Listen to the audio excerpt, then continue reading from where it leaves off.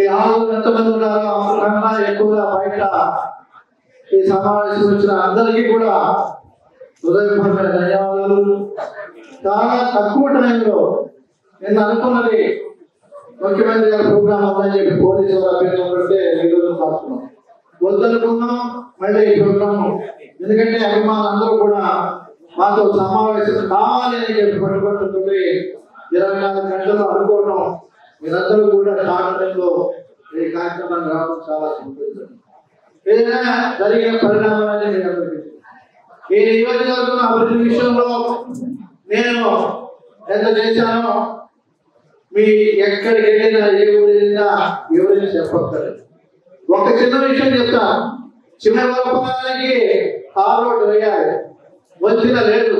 Tar road ఎలా వేస్తాం? Government of ఇండియాలో ఢిల్లీలో రిమోట్ ఏరియా డెవలప్మెంట్ అనే ఏజెన్సీ ఒకటి ఉంటే దాన్ని పట్టుకొని వాళ్ళని బతిమాలి ఇక్కడ ఫోటోలు వీడియో తీసుకెళ్ళి చూపించి ఈ గ్రామానికి తార్ రోడ్ కావాలంటే ఇక్కడి నుంచి నాకు అరవై ఇంజనీర్ కూడా సహకరించి ఎస్టిమేట్స్ అన్నింటికి పట్టుకెళ్తే ఆ యొక్క తార్ రోడ్ శాంక్షన్ చేయించడానికి 8 కిలోమీటర్లు ఈ పల్లిపాలెం నుంచి ఏటుకుండి పల్లిపాలెం వరకు కూడా 8 కిలోమీటర్లు తార్ రోడ్ వేయాలంటే పంట మీద మెటీరియల్ తీసుకెళ్ళి ట్రాక్టర్స్ తో ఇక్కడ తెచ్చడం, పంట మీద తీసుకెళ్ళడం, అక్కడ ట్రాక్టర్లకు ఎత్తడం, మళ్ళీ అక్కడికి తీసుకెళ్ళడం. ఆ విధంగా బుల్డోజర్స్ కూడా పంట మీద తీసుకెళ్ళి tar road remote area development.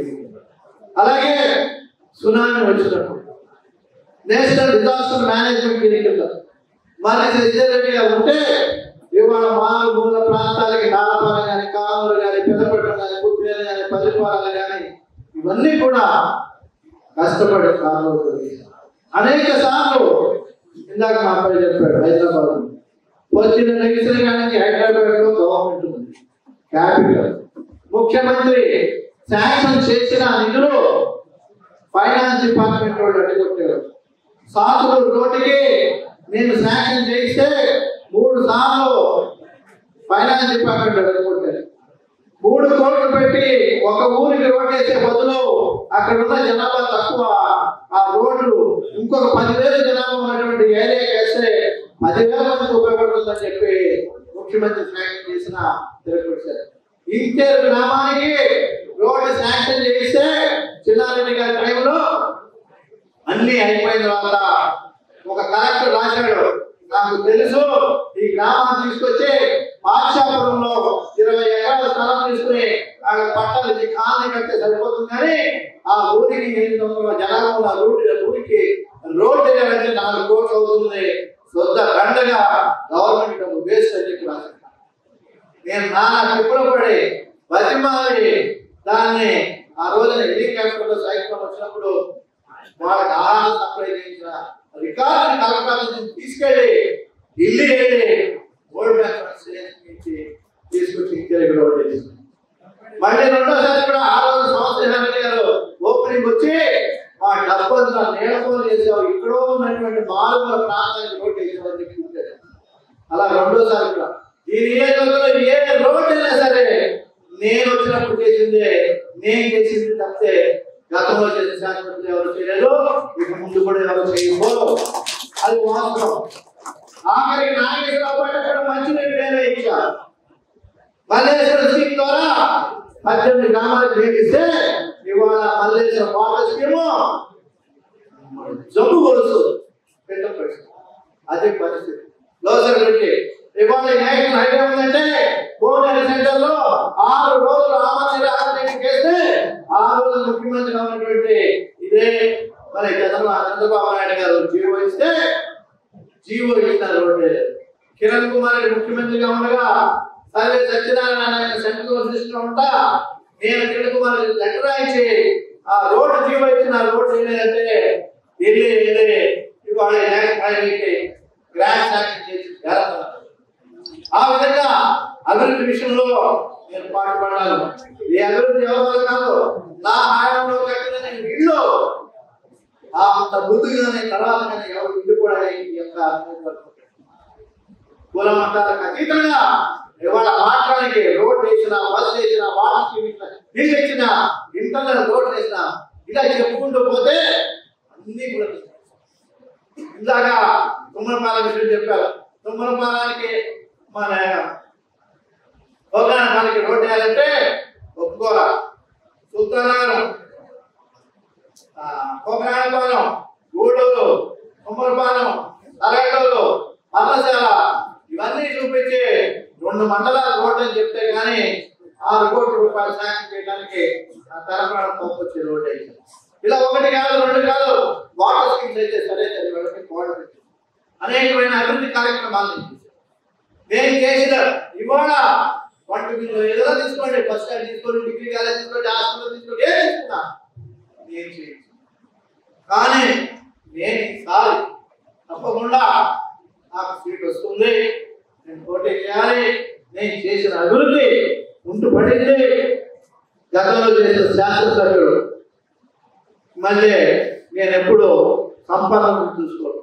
నాకు ఒక ఎలక్షన్కి మా అమ్మగారి పొలం మండలిలో ఉంటే అన్నాను, ఇంకో ఎలక్షన్కి నా భార్య పొలం మచ్చిపూరులో ఉంటే భీమాల దగ్గర అన్నాను, ఒక ఎలక్షన్కి నాకు సైటు హైదరాబాద్లో బందర్లో లక్ష్మీనగర్ 2 సైట్లు అన్నారు.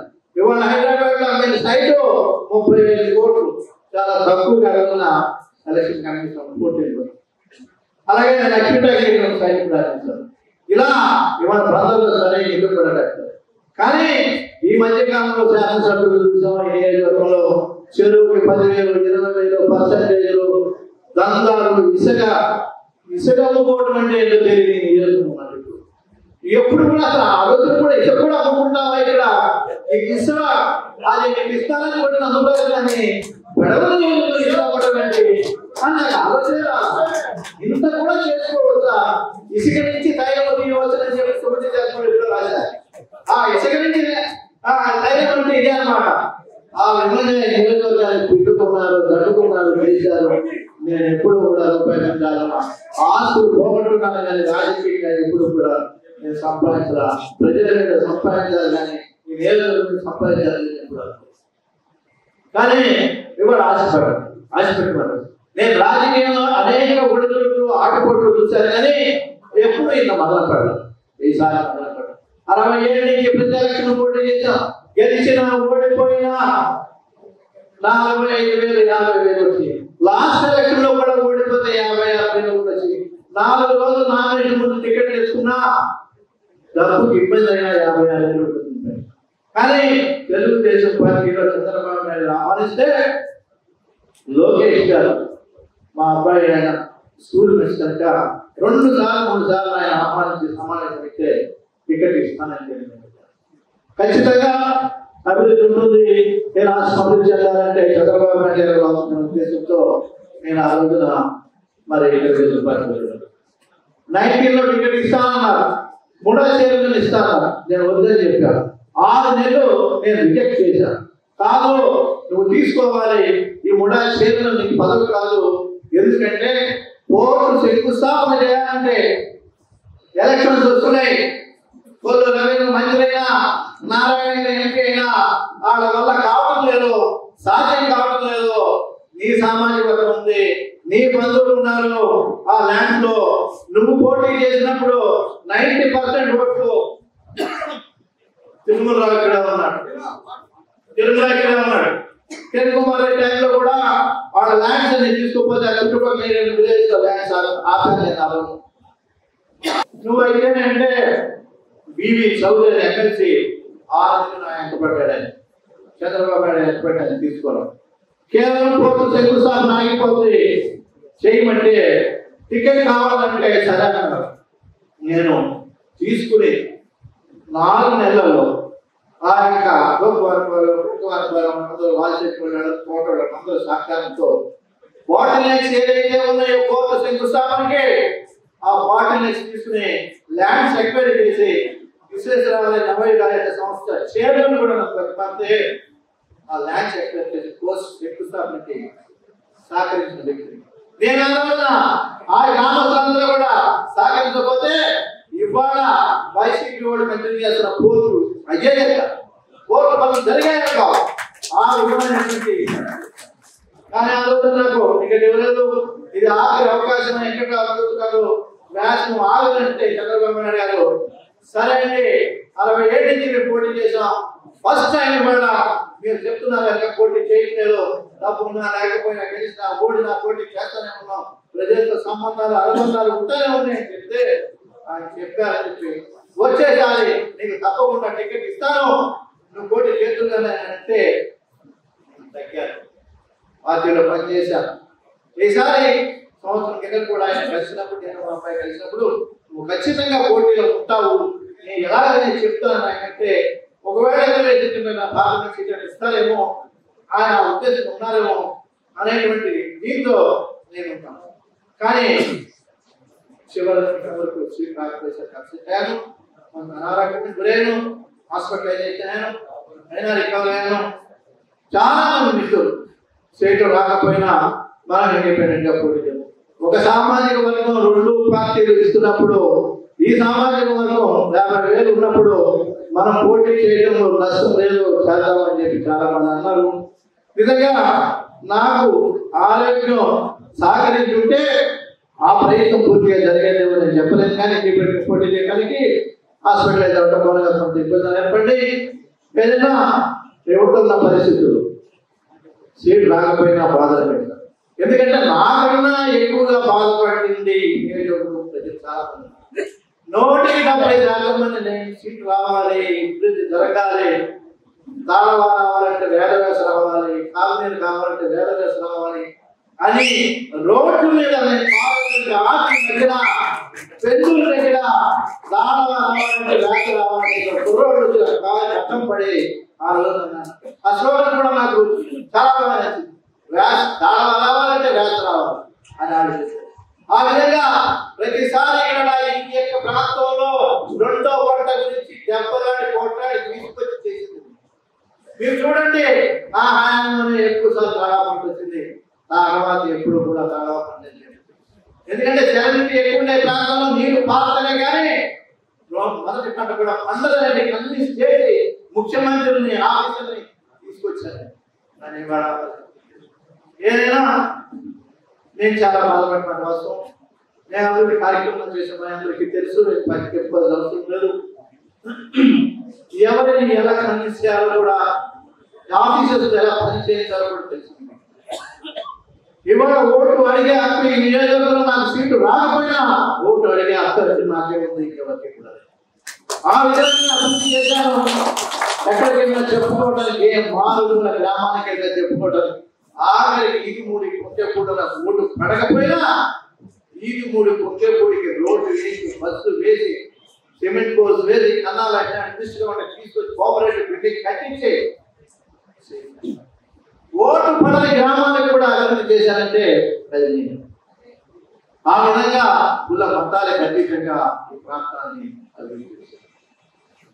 ఈ మధ్యకాలంలో చాలా మంది వైసీపీ నియోజకవర్గ స్థాయి నాయకులందరూ కూడా వచ్చి నన్ను వైసీపీలో రమ్మని, వైసీపీ అధినాయకులు కూడా కొంతమంది వచ్చి మీకు 2 సార్లు మోసం జరిగింది, మా హయాంలోనే 4 రోజుల్లో మీకు సీట్ ఇచ్చాం, మీరు మా దగ్గరికి రండి, గౌరవప్రదంగా చూసుకుంటాం అని చెప్పి మరి నియోజకవర్గ స్థాయి ప్రజలైతే 2 రోజులు పాపం వాళ్ళు నా గురించి ఒక ఊరు వెళ్ళి 2 వరకు, రాత్రి 2 వరకు కూడా ఉండి మాట్లాడి అక్కడికి కొంతమంది నాతో మాట్లాడతారు.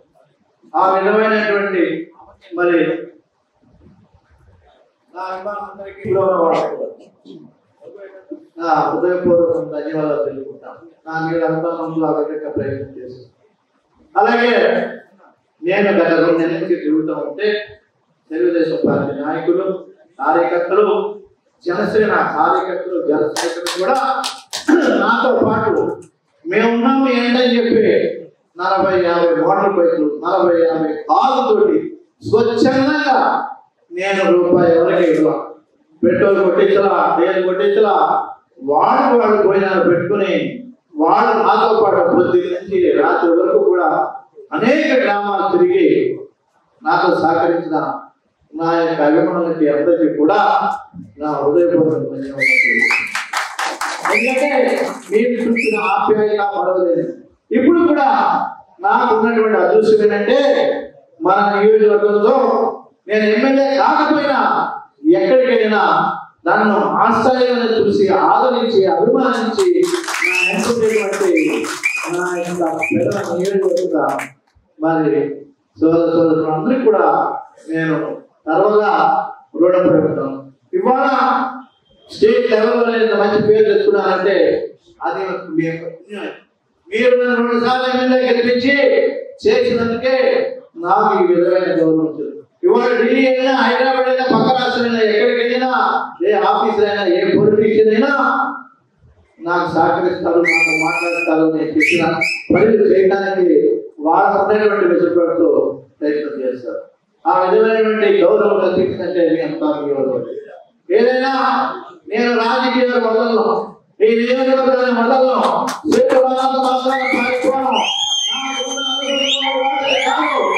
మీ ఇంటి ఉంటాను, మిమ్మల్ని ఇంటి పెట్టుకుంటాను. ఏ సమస్య వచ్చినా మీకు తోడుగా ఉంటాను. ఎవరున్నా లేకపోయినా మీరంతా కూడా నాకు అండగా ఉండండి. మీకు నేను అండగా ఉంటాను. అధికారం లేకపోయినా, ఎమ్మెల్యే కాకపోయినా తప్పకుండా మీ యొక్క క్షేమంలో, మీ యొక్క సంక్షేమంలో, మీ సమస్యల విషయంలో నేను ముందుంటానని తెలియజేస్తున్నాను. నేను ప్రత్యేకంగా ఆయన ఇంటికి వచ్చి ఆయన నాకు చాలా మిత్రుడు. 2004 నుంచి ఆయన మేము కలిసి పనిచేసాం. ఆయన ఎంపీగా, శాసనసభ్యుడిగా మాకు అనుభవం ఉంది. ఫ్యామిలీ పరంగా కూడా మరి మాకు సంబంధాలు ఉన్నాయి.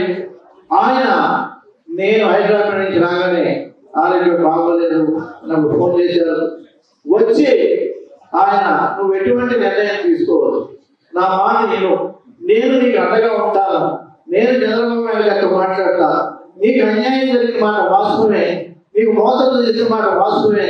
నేను నాకు సీనియర్ నాయకుడికి టికెట్ ఇవ్వకపోవడం తప్పే అని చెప్పి బాలచౌరి గారు నన్ను అడగటం. అదేవిధంగా మరి 24 గంటల్లోనే చంద్రబాబు నాయుడు గారితో అపాయింట్మెంట్ ఫిక్స్ చేయడం. ఎందుకంటే నాకు బాధ ఏంటంటే టికెట్ రాకపోతే నేను హాస్పిటలైజేషన్ అయితే సరైన పలకరింపు, మర్యాద, గౌరవం పార్టీలో దక్కకూడదు ఇంకా ఎక్కువ మనసు. అది చాలా బాధాకరం. ఎందుకు అలా జరిగిందో ఇప్పటికీ కాదు. ఏదైనా సామాజిక న్యాయం ఈ జిల్లాలో సరిగ్గా జరగలేదు.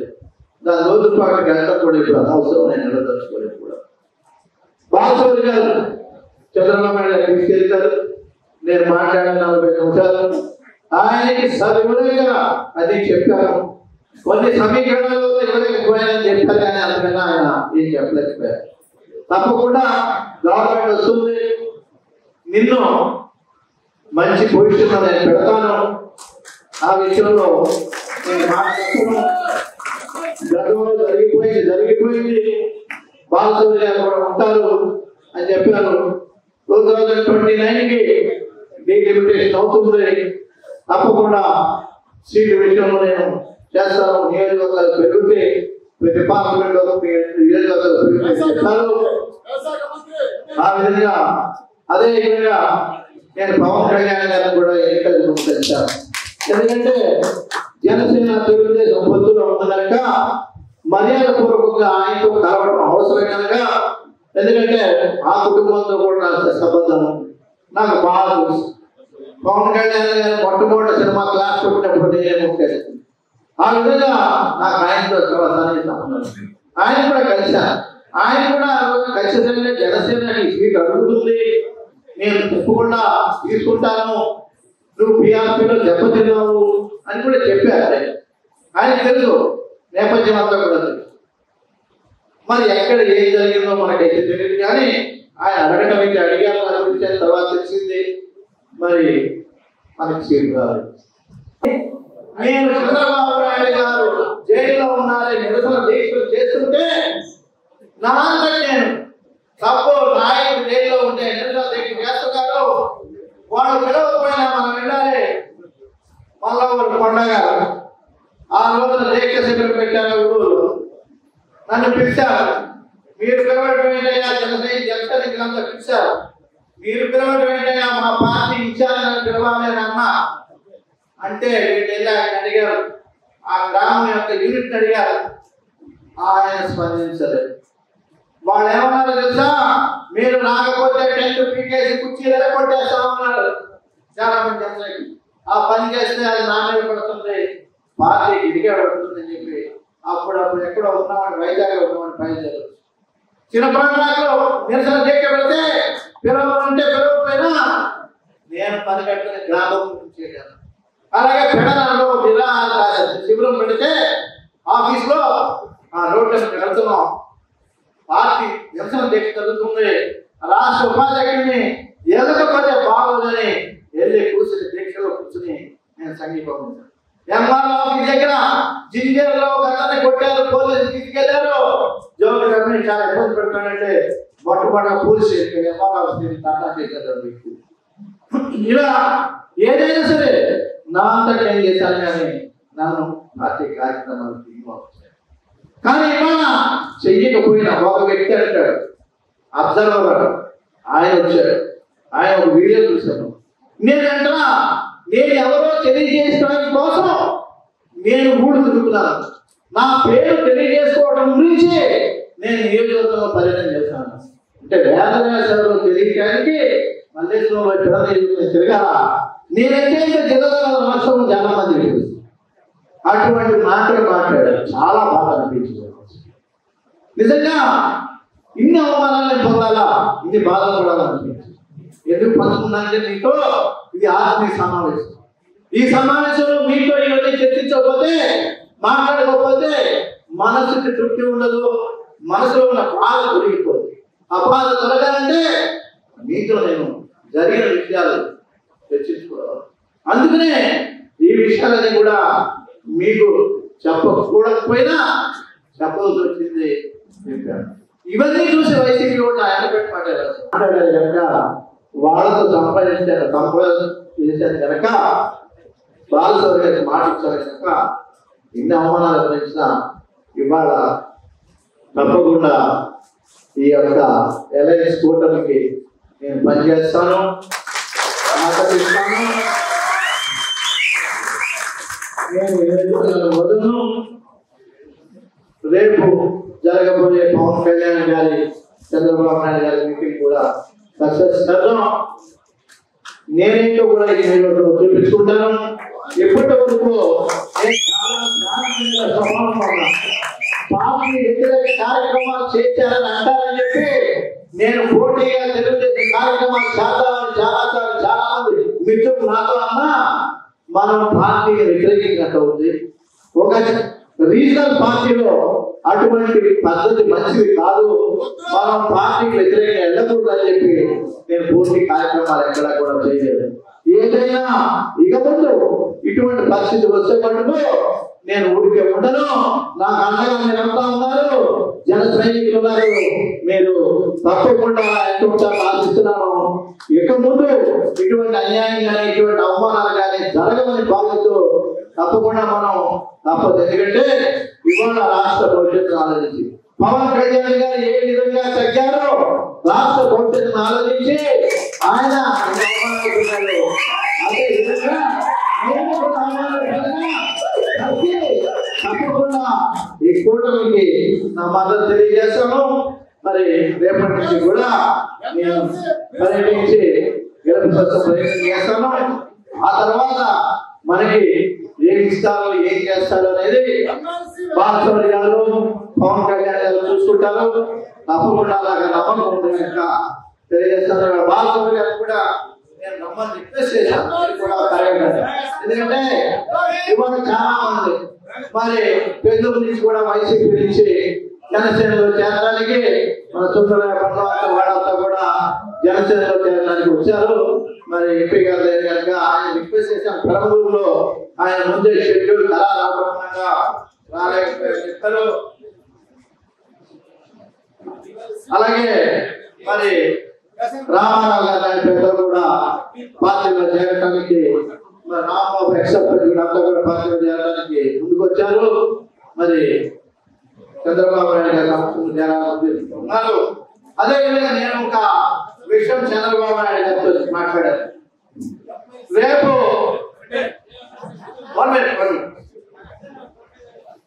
బాబు గారు ఇవాళ పార్టీ అధికారంలో లేనప్పుడే మమ్మల్ని ఖాతరు చేయలేదు. రేపు అధికారంలోకి వచ్చి మీరు ఇచ్చిన వ్యక్తి ఎమ్మెల్యే అయ్యి గవర్నమెంట్ వస్తే నియోజకవర్గంలో మా పరిస్థితి ఇవాళ 4 మండలాలు ఉన్నాయి. మా క్యాడర్ పరిస్థితి ఏంటి, మా కార్యకర్తల పరిస్థితి ఏంటి? 4 మండలాలు ఉన్నాయి, 4 జెడ్పీటీసీలు ఉన్నాయి, 2 మార్కెట్ యార్డ్లు ఉన్నాయి, 4 మండల ప్రెసిడెంట్స్ ఉన్నారు, లోకల్ బాడీ బ్యాంక్స్ ఉన్నాయి. దీని పరిస్థితి నేను ఒకటే అడిగా, ఏరియాలో నాకు 50% 4 మండలాల్లో 2 మండలాలు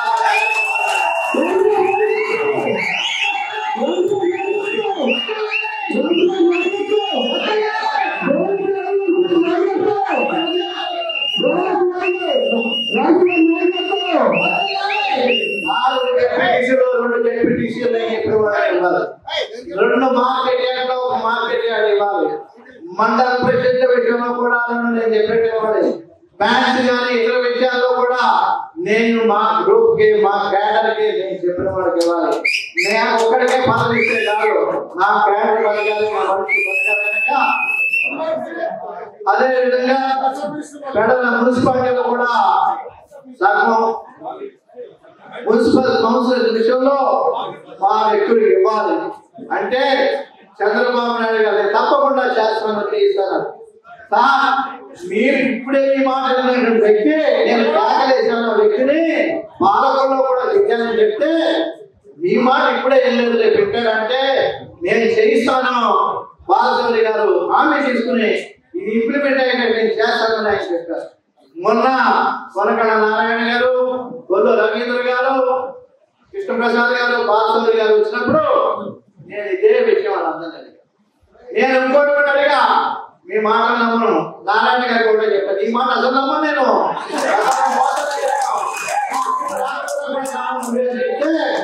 నేను 100 రూపాయలు స్టాంప్ పేపర్ మీద రాసి మీ నలుగురు సంతకాలు పెట్టిస్తే మా క్యాడర్ విధంగా ఇస్తారని చెప్తే నేను పని చేస్తానంటే బాలశౌరి గారు అన్నారు, బాగోదు, మేము పత్రికా ముఖంగా టీవీ ముందుగా మేము హామీ ఇస్తున్నాం, చెబుతాం, తప్పకుండా క్యాడర్ విషయంలో ఏదైతే లోకల్ పాలిటీలో మున్సిపాలిటీ ఉందో నువ్వు అడిగిన విషయాలు తప్పకుండా చేస్తామని వాళ్ళు చెప్పారు.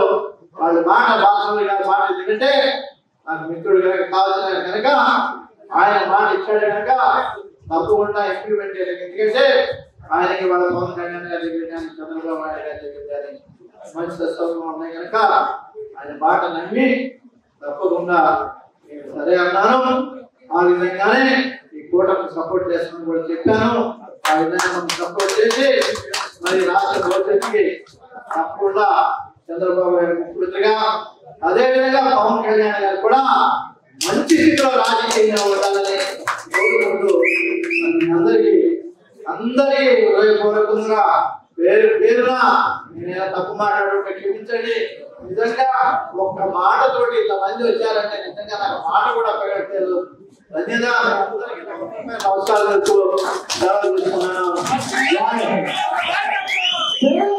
Please subscribe to Chanakya channel.